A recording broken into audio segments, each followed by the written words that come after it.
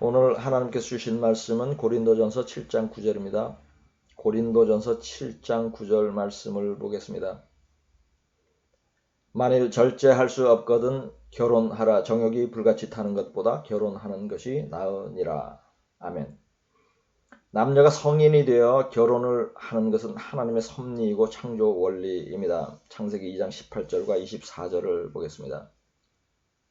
여호와 하나님이 이르시되 사람이 혼자 사는 것이 좋지 아니하니 내가 그를 위하여 돕는 베풀을 지으리라 하시니라. 이러므로 남자가 부모를 떠나 그 아내와 합하여 둘이 한 몸을 이룰지로다. 아멘. 한 마음과 한 몸이 되는 결혼은 신랑 신부에게는 행복을 주고 기쁨이 되는 일입니다. 또한 결혼을 통하여 자손을 낳고 인류를 번성케 하는 것은 하나님의 명령이기도 합니다. 창세기 1장 27절 28절을 보겠습니다. 하나님이 자기 형상 곧 하나님의 형상대로 사람을 창조하시되 남자와 여자를 창조하시고 하나님이 그들에게 복을 주시며 하나님이 그들에게 이르시되 생육하고 번성하여 땅에 충만하라. 땅을 정복하라. 바다의 물고기와 하늘의 새와 땅에 움직이는 모든 생물을 다스리라 하시니라. 아멘. 이러한 하나님의 섭리를 따라 보통의 남녀는 성인이 되면 결혼을 합니다. 그러나 결혼을 하지 않기로 작정하는 사람도 있습니다. 그 이유도 다양합니다. 혼자 사는 것이 편하다고 여겨서 결혼을 하지 않는 사람도 있습니다. 또한 이성에 대한 불신이나 부정적인 경험으로 인해 결혼을 하지 않으려는 사람도 있습니다. 정신적, 심리적인 문제로 결혼을 회피하는 사람도 있습니다. 건강을 이유로 결혼을 하지 않는 사람도 있습니다. 성경도 결혼하지 않는 경우에 대해 말씀을 합니다. 고린도전서 7장 32절에서 35절까지를 보겠습니다. 너희가 염려 없기를 원하노라. 장가가지 않은 자는 주의 일을 염려하여 어찌하여 주를 기쁘시게 할까 하되 장가간 자는 세상 일을 염려하여 어찌하여 아내를 기쁘게 할까 하여 마음이 갈라지며 시집가지 않은 자와 처녀는 주의 일을 염려하여 몸과 영을 다 거룩하게 하려 하되 시집간 자는 세상 일을 염려하여 어찌하여 남편을 기쁘게 할까 하느니라. 내가 이것을 말하면 너희의 유익을 위하며 너희에게 올무를 놓으려 함이 아니니 오직 너희로 하여금 이치에 합당하게 하여 흐트러짐이 없이 주를 섬기게 하려 함이라. 아멘. 이 구절은 믿는 사람이 결혼을 하지 않으면 아내나 남편에게 마음을 빼앗기지 않고 하나님의 일에만 전념할 수 있으므로 결혼하지 않는 것도 합당하다고 말씀하는 것입니다. 또한 하나님의 일 때문에 독신으로 사는 것은 그 사람에게 유익한 일이라고도 말씀을 하고 있습니다. 다음은 고린도전서 7장 26절을 보겠습니다. 내 생각에는 이것이 좋으니 곧 임박한 환난으로 말미암아 사람이 그냥 지내는 것이 좋으니라. 아멘. 바울은 환난이 임박하다고 생각을 하였고 환난의 때에는 배우자와 자녀들이 함께 환난을 피하려는 것이 힘든 일이고 또한 자녀를 낳아 환난을 당하게 하는 것이 마음 아픈 일일 것이므로 결혼을 하지 말 것을 권하는 것입니다. 즉 지금도 환난이 가깝다고 여겨 결혼을 하지 않는 것은 성경적인 것입니다. 이상으로 살펴본 대로 사람들의 결혼하는 것이 하나님의 기본적인 뜻과 섭리이지만 반드시 결혼할 필요 없다는 것이 성경이 가르치는 것입니다. 그러나 성경이 말씀하는 결혼을 하지 않아도 되는 경우는 결혼이 하나님 일을 하는데 방해가 된다고 여기거나 환난이 임박했다고 여길 때에 한정됩니다. 그러므로 이러한 이유 외에 다른 이유로 결혼을 하지 않는 것은 하나님의 뜻이 아닙니다. 하나님의 뜻대로 독신으로 사는 사람은 육체의 정욕을 극복할 수 있는 자제력이 있습니다. 이러한 사람을 독신의 은사를 가졌다고 표현하는데 성령께서 혼자 살아도 불편을 느끼지 않게 도우시기 때문에 가능한 것입니다. 사도 바울은 이렇게 살았고 또한 이러한 삶을 권하기도 하였습니다. 그러나 이러한 이유 외에 독신으로 살면 즉 독신의 은사를 받지 않고 결혼을 하지 않으면 육체의 정욕으로 인해 죄에 빠지기가 쉽습니다. 그러므로 성경은 결혼을 하라고 가르칩니다. 본문 말씀을 다시 보겠습니다. 만일 절제할 수 없거든 결혼하라. 정욕이 불같이 타는 것보다 결혼하는 것이 나으니라. 아멘. 이 말씀은 결혼과 관련하여 매우 독특한 메시지입니다. 행복해지기 위하여 결혼하라거나 자녀를 많이 낳아 복받기 위하여 결혼을 하라고 말씀하지 않습니다. 정욕을 자제할 수 없으면 결혼을 하라고 말씀합니다. 이 말씀에는 정욕을 절제하지 못하면 죄를 지을 수 있다는 의미가 있는 것입니다. 즉 이 구절은 음란죄나 성적인 범죄를 예방하기 위하여 결혼을 하라는 것입니다. 다시 말씀하면 성인이 되고 결혼 정년기가 되었음에도 결혼하지 않고 있는 사람들은 언제라도 이러한 죄에 빠질 위험에 노출되어 있다는 의미입니다. 단순히 죄의 위험에 노출되어 있는 것이 아니라 실제로 많은 죄를 짓고 있다는 것이 더 정확한 표현일 것입니다. 음란의 죄는 은밀하게 이루어지는 속성이 있으므로 잘 드러나지 않습니다. 그러므로 돌이켜 회개를 잘 하지 않게 됩니다. 간혹 이러한 범죄가 세상에 드러나고 처벌을 받는 경우가 있습니다. 당사자에게는 수치스러운 일이겠지만 하나님께서는 이러한 사람에게 회개의 기회를 주려고 하는 것입니다. 세상에 알려지고 감옥에 갇히면 더 이상 이러한 죄를 짓지 못할 뿐더러 과거의 죄가 부끄러운 것임을 알고 회개를 하게 될 것입니다. 그렇다면 이렇게 죄가 드러나 벌을 받는 사람이 현재도 은밀하게 그러한 죄를 계속 짓고 있는 사람보다 더 복받은 사람이라는 역설적인 해석도 가능한 것입니다. 그러나 가장 좋은 것은 이러한 죄에 빠지지 않는 것이고 회개할 필요도 처벌을 받을 위험도 없는 삶을 사는 것입니다. 그것이 결혼을 하는 것입니다. 물론 결혼한 사람들이 이러한 죄를 짓지 않는 것은 아닙니다. 그러나 서로 사랑하고 신뢰하는 부부라면 이러한 일이 없을 것입니다. 거룩한 믿음의 사람끼리 만나 결혼을 하면 이러한 죄에 빠지지 않습니다. 그러나 결혼을 하지 않으면 신실한 사람도 실족을 할 수 있습니다. 성경은 독신으로 살더라도 성경을 많이 읽고 신실한 믿음 생활을 하면 음란한 죄에 빠지지 않을 것이라고 말씀하지 않습니다. 물론 신실한 사람은 절제를 더 잘 할 수 있고 그러한 죄에 빠질 가능성이 낮은 것은 사실이지만 성경은 결혼하지 않은 채 육체의 정욕을 이기는 것이 어려운 것임을 보여주고 있습니다. 다윗은 하나님 앞에 신실하였고 부인이 여럿 있었음에도 이러한 죄를 지었다면 결혼을 하지 않은 사람이나 신실한 믿음을 가지지 않은 사람은 더 말할 나위가 없는 것입니다. 이상으로 성경이 결혼에 대하여 가르치는 중요한 말씀들에 대하여 살펴보았습니다. 그 내용을 다시 간략히 요약하면 인간은 기본적으로 성인이 되면 결혼을 하도록 창조되었으며 그 이유는 인류가 자손을 퍼뜨리게 하기 위한 것과 성적인 문제로 죄를 짓지 않게 하기 위한 것입니다. 그러므로 하나님께서는 결혼을 하면 남녀가 기쁨을 느낄 수 있게 섭리를 해놓으신 것입니다. 또한 결혼을 하지 않는 경우도 인정을 하는데 그것은 하나님의 일에 더욱 집중하기를 원하거나 환란이 곧 닥칠 것이라는 감동을 받은 사람들의 경우에 하나는 것입니다. 그렇다면 이러한 가르침의 전제하에 지금부터는 결혼을 하는 방법에 대해 살펴보겠습니다. 믿는 사람들이 결혼을 하는 방식은 세상 사람들과는 달라야 합니다. 그러나 결혼에 관하여는 믿는 자들도 세상 사람들과 큰 차이가 없는 생각을 가지고 있는 경우가 많습니다.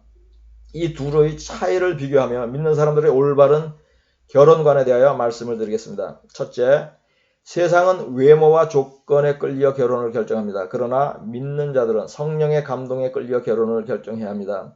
하나님은 사람을 외모로 판단하지 않는 것처럼 믿는 자들도 외모와 조건으로 배우자감을 판단하지 않아야 합니다. 믿는 자들은 미래의 배우자를 예수를 믿는 사람 중에서 찾되 단순히 종교가 기독교인 사람을 찾기보다는 물과 성령으로 거듭난 신실한 사람을 만나야 합니다. 하나님은 이러한 사람끼리 만나서 결혼하게 되는 것을 기뻐하십니다. 그러므로 성령께서는 그러한 사람끼리 서로 만나도록 인도를 하실 것입니다. 그렇다면 신실한 사람을 만나기 위하여는 스스로가 먼저 신실한 믿음의 사람이 되어야 하는 것입니다.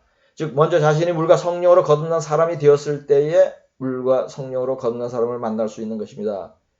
그러니 본인의 거듭남은 좋은 배우자를 만나기 위한 매우 중요한 조건이라고 할 수 있습니다. 둘째, 세상 사람들은 돈이 있어야 결혼을 할 수 있다고 생각합니다. 그러나 믿는 사람은 믿음으로 결혼을 할 수 있습니다. 결혼하는 나이가 점점 늦어지고 있습니다. 30년 전에는 남녀의 평균 첫 결혼 나이가 각각 28살, 24살이었습니다. 지금은 처음 결혼하는 사람들의 평균 나이가 남자는 33세이고 여자는 30세입니다. 30년 만에 결혼 평균 나이가 5, 6년 늦어졌습니다. 결혼을 늦게 하는 이유는 여러 가지가 있겠지만 그 중에 하나가 돈 때문입니다. 돈을 상당히 모아서 집을 장만한 후에 결혼을 하려는 청년들도 많고 돈이 많을수록 좋은 조건을 갖고 좋은 배우자를 만날 수 있을 것이라고 여기기도 합니다. 그리하여 결혼이 늦어지는 것입니다. 그러나 성경은 저축을 하지 말라고 가르칩니다. 이 말씀은 결혼을 준비하는 사람들에게도 예외가 아닙니다. 물론 결혼을 위한 어느 정도의 돈이 필요한 것은 사실이지만 그러한 비용은 수년간 저축을 하여 모을 금액은 아닙니다. 결혼은 성인 남자가 서로 결혼할 마음이 있다면 가능한 빨리 하는 것이 좋습니다. 물론 이러한 결혼은 서로에게 사랑하는 마음이 있고 믿음의 동반자가 될 수 있다는 성령의 감동을 받는 것이 전제가 되어야 합니다. 남녀가 온전히 믿음의 교제로 만나 결혼을 합의하고도 돈을 더 벌기 위하여 또는 결혼하기에 돈이 부족하다고 생각하여 결혼을 미루는 것은 바른 일이 아닙니다. 믿음의 사람들이 돈이 하나도 없는 상태에서 하나님의 인도로 결혼한 이야기를 잠깐 나누겠습니다. 이 두 사람은 물과 성령으로 거듭난 사람들이고 돈 욕심이 없습니다. 이 커플은 성령의 인도함으로 결혼을 하게 되었는데 그 당시 이 두 사람에게는 돈이 하나도 없었습니다. 한 사람은 보증금 수백만 원의 월세 빌라에 살았고 한 사람은 부모 집에 있었습니다. 이 두 사람은 최소한의 결혼 비용을 모으려고 했지만 여의치 않았습니다. 그래서 그냥 결혼식 날짜를 잡고 가족과 지인들 중에 몇몇 사람들에게 알렸습니다. 그러자 결혼에 필요한 돈이 150만 원 정도 들어왔다고 합니다. 그 돈으로 모든 예식에 필요한 것이 충당되었습니다. 결혼식은 집에서 하였고 신랑 신부의 폐물은 반지였는데 9,000원 하는 반지가 그렇게 아름답고 고급스러운 것은 처음 보았습니다. 커플링 2개를 배달비 포함하여 18,000원에 구입을 하였다고 합니다. 신랑은 평소에 입던 양복을 예식에 입었습니다. 그 양복은 곤색의 여름 양복이었는데 그때는 겨울이었습니다. 신랑이 자신을 위하여 구입한 것은 와이셔츠 1개, 나비 넥타이 1개, 행커칩 1개, 반지 1개였습니다. 모두 합하여 4만 원도 들지 않았다고 합니다. 신부에게는 겨울 코트와 부츠, 장갑, 약간의 겨울 옷 등을 구입하고 신부 화장 비용을 포함해서 약 100만 원 정도 들었다고 합니다. 그 외에 장식용 꽃과 케이크, 하객 식사 비용 등으로 50만 원 정도가 들었습니다. 그리고 신혼여행 경비는 하객들의 축의금으로 충당이 되었습니다. 이 커플의 신혼집은 커플 중에 한 사람이 살던 집이었고 그곳에서 예식도 올린 것입니다. 지금 이 부부는 보증금 400만 원에 월세 42만 원의 1.5룸 빌라로 이사하여 한 믿음 안에서 부족한 것이 없이 매우 행복한 삶을 살고 있다고 전해집니다. 이 커플이 결혼을 하면서 지출한 총 금액은 약 250만 원 정도였습니다. 이 부부의 이야기에는 몇 가지 중요한 메시지가 있습니다. 첫째, 결혼 날을 정하고 실제로 준비를 시작하였더니 그때부터 하나님께서 필요한 것을 공급하셨습니다. 이것은 결혼을 위하여 저축을 하지 않아도 된다는 메시지입니다. 둘째, 신혼여행비는 하객의 축의금으로 충당을 할 정도로 때에 맞추어 정확하게 물질을 공급을 하십니다. 즉 필요에 따라 계속하여 물질을 공급하신다는 것입니다. 셋째, 믿음의 사람들은 전략을 하고 절제를 하는 삶을 살아야 하는데 결혼식도 예외가 아닙니다. 이 커플의 결혼에서 절제의 교훈을 배울 수 있습니다. 넷째, 이렇게 결혼을 하여도 행복하다는 믿음의 사람을 서로 만나야 합니다. 물과 성령으로 거듭난 사람들은 이렇게 결혼하여 사는 것이 가능합니다. 다섯째, 검소한 결혼의 비용을 대략 산출해 보겠습니다. 월세 보증금 500만 원, 세간살이 구입 비용 500만 원, 결혼식 비용 300만 원. 모두 합하여 1,300만 원이면 결혼을 할 수 있습니다. 각자 쓰던 살림살이의 일부를 그대로 사용하거나 기존에 살던 곳의 보증금이 있는 사람은 추가로 더 돈이 필요하지 않을 수도 있습니다. 이렇게 결혼을 한다면 돈이 없어 결혼을 하지 못한다고 말할 수 있는 사람은 거의 없을 것입니다. 이상으로 살펴본 것처럼 결혼은 믿음으로 하는 것이 돈으로 하는 것이 아닙니다. 그러니 결혼을 원하는 사람은 이러한 마음으로 하나님께 기도를 하십시오. 여러분의 기도는 즉시 응답을 받을 것입니다. 왜냐하면 그 기도는 하나님이 기뻐하는 기도이기 때문입니다. 청년들이 가능한 빨리 결혼을 하는 것이 좋은 또 다른 이유는 육체의 정욕을 건강하게 해소할 수 있기 때문입니다. 성적인 욕구는 하나님께서 주신 본능입니다. 그러므로 이러한 욕구가 생기는 자체가 죄는 아닙니다. 그러나 오직 부부 사이에만 그러한 욕구를 해소할 수 있도록 법을 만들어 놓았습니다. 즉 결혼을 하지 않은 사람들은 그러한 욕구를 절제하면서 지내야 합니다. 그리고 절제를 할 수 있습니다. 그러나 개인에 따라서는 음란의 죄나 성적인 죄를 지을 정도로 절제를 하지 못하는 경우도 많은 것은 사실입니다. 청년들의 결혼 나이가 점점 늦어지는 또 다른 이유 중에 하나는 결혼을 하지 않고도 성적인 욕구를 해소할 수 있는 문화 때문입니다. 대학생들이 학교 근처에서 동거를 하는 경우가 상당히 많다고 합니다. 그리고 이성 친구 간에도 성관계를 일상적으로 하는 경우도 많습니다. 또한 인터넷을 통한 음란물을 많이 접하기도 합니다.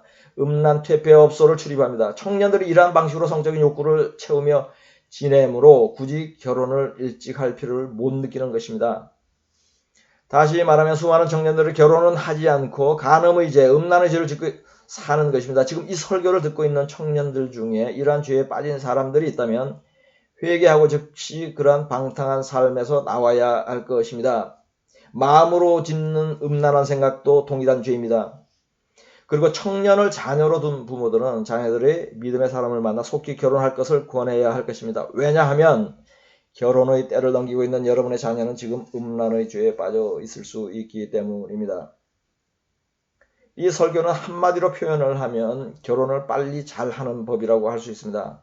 그 방법을 간단히 다시 요약하면 다음과 같습니다. 첫째, 신실한 믿음의 신랑감 또는 신부감으로 스스로를 준비를 한다. 둘째, 신실한 믿음의 신랑감 또는 신부감을 만나게 해달라고 기도한다. 셋째, 만난 사람이 나의 신랑감 또는 신부감인지 3개월 정도 믿음의 교제를 하면서 성령의 감동에 비추어 확인한다. 이 때에는 두 사람에게 동일한 감동이 와야 하므로 확인하기가 어렵지 않다. 넷째, 하나님이 주신 신랑 신부라는 믿음이 오면 지금 가진 돈의 액수와 상관없이 1개월 후쯤 결혼 날짜를 잡는다. 다섯째, 결혼 계획을 가족, 형제와 지인들에게 알린다. 여섯째, 검소하게 결혼한다. 일곱째, 믿음 안에서 서로 사랑하며 행복하게 잘 산다. 이 방법은 성공한 예가 있으며 성경적입니다. 철저히 믿음의 동역자로서의 결혼이어야 한다는 것과 저축을 할 필요가 없는 결혼입니다. 그리고 결혼은 인생에서 예수를 믿는 일 다음으로 중요한 일이라고 할 만큼 큰 일입니다. 그러니 하나님께서 반드시 간섭을 하실 것입니다. 즉 배우자를 하나님이 중매를 하신다는 것입니다. 많은 믿는 자들이 결혼에 만족을 못하고 심지어 실패하는 이유는 자신의 판단대로 배우자를 골랐기 때문입니다. 하나님께 조금만 귀를 기울이면 어떠한 배우자를 만나야 하는지 말씀하십니다. 지금 사랑하고 있는 그 여자가 실제로 여러분의 신부감인지를 알게 하신다는 것입니다. 세상 사람들도 중매하는 사람을 보면 그 중매가 좋은 것인지를 판단할 수 있다는 말을 합니다. 그렇다면 하나님이 하시는 중매는 얼마나 서로 간에 완벽한 부부가 될 사람을 중매를 하시겠습니까? 만사가 하나님의 손 안에 있습니다. 결혼도 하나님의 손에 달려 있습니다. 그러니 결혼의 모든 것을 하나님께 의지를 하십시오. 그리고 기도하십시오. 감추어놓은 보석 같은 신랑 신부를 주실 것입니다. 지금 혹시 돈은 없고 자신의 직업도 변변치 않다고 여기고 사귀는 여자친구도 없는데 결혼을 하고 싶은 청년이 있다면 지금 이 설교를 잘 듣고 그대로 실천을 해보십시오. 1년도 채 지나지 않아 최고의 아내를 만나 행복한 가정을 꾸리고 있는 자신을 보고 놀라게 될 것입니다. 혹시 나중에 이러한 경험을 하게 되는 사람이 있다면 간증문을 저에게 보내주기 바랍니다. 이와 비슷한 고민을 하는 다른 청년들에게 하나님의 증거가 되고 꿈과 희망을 줄 은혜의 간증이 될 것입니다. 고린도전서 7장 9절과 창세기 2장 24절 말씀으로 설교를 마치겠습니다. 만일 절제할 수 없거든 결혼하라. 정욕이 불같이 타는 것보다 결혼하는 것이 나으니라. 이러므로 남자가 부모를 떠나 그의 아내와 합하여 둘이 한 몸을 이룰지로다. 아멘.